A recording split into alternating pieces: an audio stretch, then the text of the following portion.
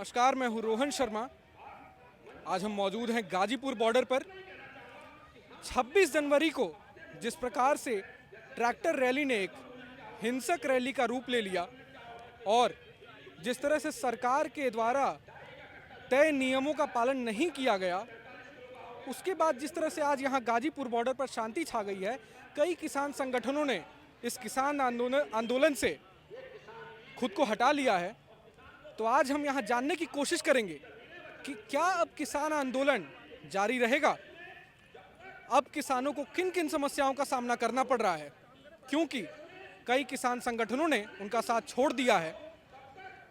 सरकार भी कई किसान संगठनों के नेता पर आरोप लगा रही है कि उन्होंने जानबूझकर इस हिंसक घटना को अंजाम दिया।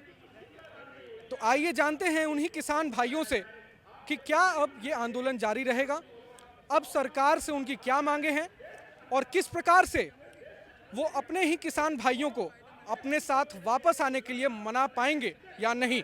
ये हमारे सुप्रीम कोर्ट के वकील लगातार बता रहे हैं, हिंसक आंदोलन निश्चित रूप से नहीं हुआ है। केवल पूरी षड्यंत्र के तहत केंद्र की सरकार और दिल्ली पुलिस ने रास्ता भटकाने का पूरा काम किया। वो व्यक्ति वहाँ पर मौजूद था। उसके बाद ये जो है सरकार है, इस सरकार को अपने गलेबान में झांक के देखने चाहिए। सरकारी संस्थाएं बेचने का अधिकार सरकार को कौन सी को मिल गया है? नरेंद्र मोदी जी ने जो है कई किसान संगठन ने अब वापस ले लिया है, अपना मांगे वापस ले लिया और आपसे दूरी भी बना ली है, इस आंदोलन से दूरी बना ली है। तो अब कैसे आप उन्हें वापस लाएंगे, इस आंदोलन में हिस्सा कैसे वापस बनाएंगे? वो नहीं आएंगे, वो अपना जिसको जाना है वो जाए। किसान आंदोलन लगातार जारी रखेगा। जो संगठन नहीं राजी है वो उनकी मर्जी है, लेकिन आंदोलन जब तक हटेगा नहीं, जब तक बिल वापसी नहीं होगी, क्योंकि एमएसपी पे कानून नहीं बनेगा तो किसान लगातार आत्महत्या कर रहा है।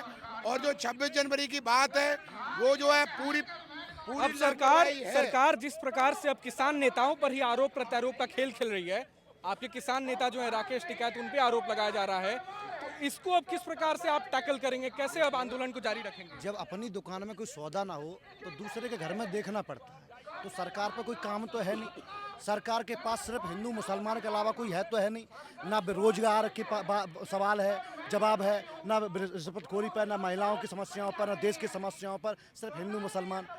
तो कहने का उद्देश्य ये है कि जब हमारी दुकान पर कोई खाली हो तो दूसरे की दुकान देखनी पड़ती है। और अब सरकार को एक सुझाव है हमारा, जो काला कानून है उसे सरकार बचाने के लिए एक टैबलेट समझते हुए ठंडे पानी से ले लें और वापस कर लें तो आराम मिलेगा, सरकार ही बची रहेगी। क्योंकि जैसे जैसे आंदोलन आगे बढ़ रहा है, कहीं ऐसा ना हो कि किसान बिल वापसी के बात करते करते गद्दी वापसी की बात करने लगे। और रही बात मुकदमाओं की, तो हम भी जेल से आए हैं। लेकिन सरकार कह रही है कि अब हटो, नहीं तो किसान आंदोलन अब नहीं होने देंगे। देखिए कि सरकार हमेशा किसान आंदोलन को हटाती रही है। मैं कहना चाहता हूं आपको पीछे लौटा लूं, यही राजनाथ सिंह अब तो पुलिस का भी सहारा लिया जा रहा है। पुलिस पहले भी थी, पुलिस आज भी है।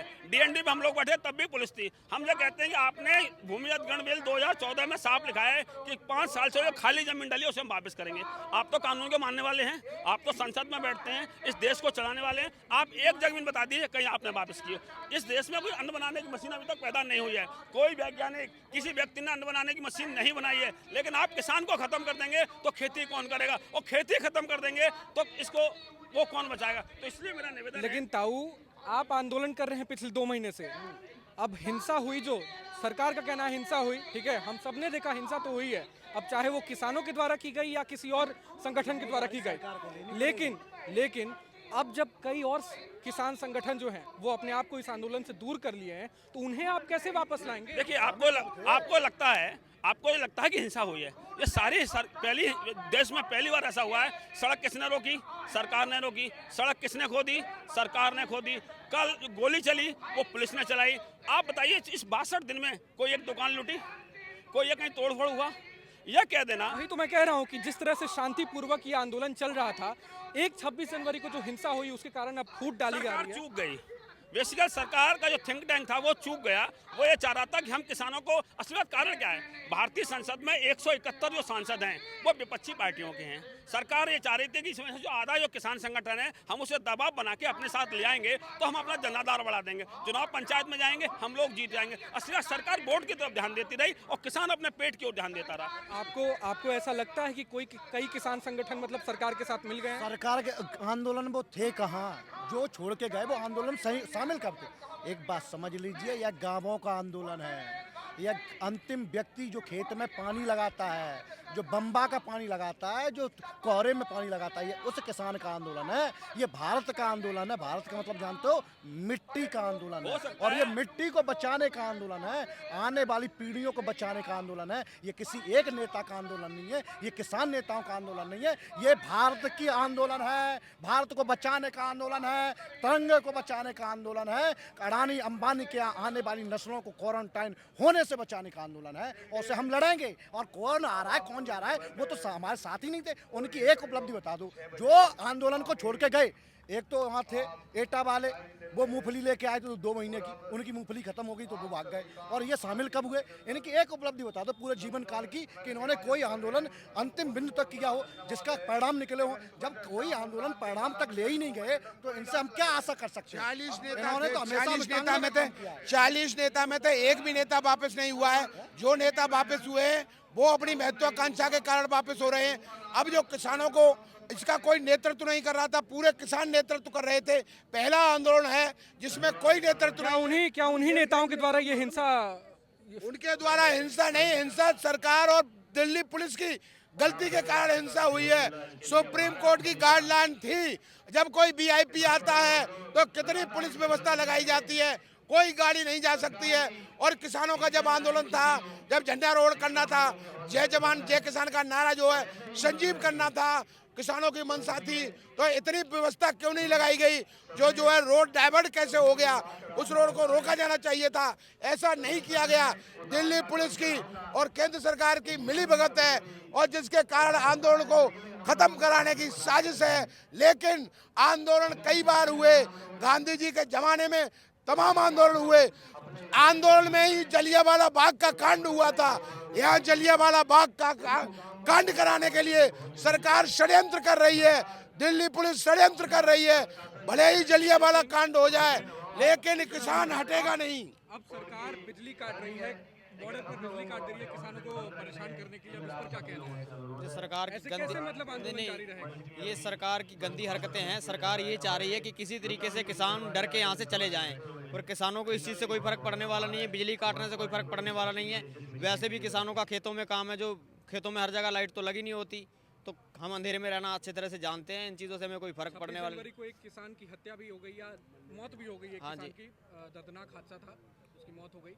मौत चलो जिनकी मौत होनी ही उनकी तो हो गई, और लेकिन आगे हम अपने हक लेने आते जो 2 महीने 4 महीने से घर से निकले हैं, तो हमको हक ना मिले तो हम घर जाके क्या करेंगे? 1 नहीं 2 नहीं 4 और 100 आदमी है ऊपर मर गवा है। उधर भी वो नहीं शहीदों में एक कल मर गवा, तो फिर कौन बात है?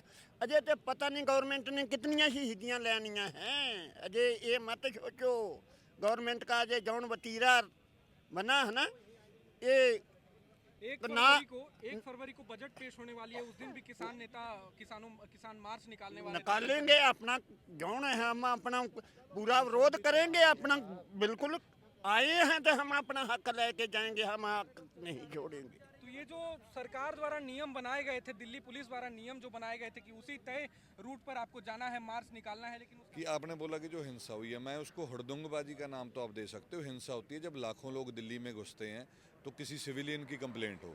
जब इतने लोग रूल से बाहर होकर घुसेंगे तो ये तय है कि पुलिस से हाथापाई होएगी। हाथापाई होएगी तो लोगों के भी लगेगी, उनके भी लगेगी, पहला पॉइंट।